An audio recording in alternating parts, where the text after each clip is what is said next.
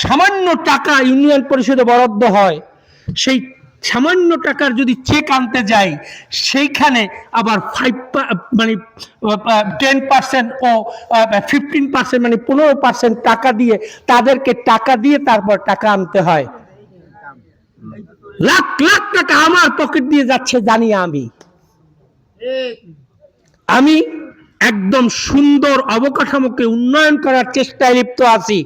আপনাদের কাছে আমি ওয়াদাবদ্ধ, আপনাদের বরাদ্দকৃত অর্থ থেকে ইনশাআল্লাহ আমার পকেটে 1 টাকাও ঢুকবে না।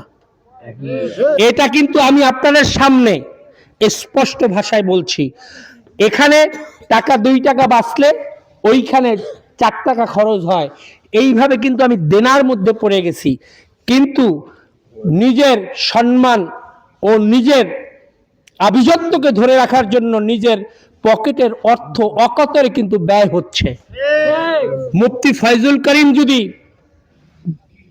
প্রধান এখানের এমপি হয়, মুফতি ফয়জুল করিম এত গরিব ঘরের এত গরিব ছেলে নয় যে সরকারি বরাদ্দকে আত্মসাৎ করে তার এই দেশে চলতে হবে।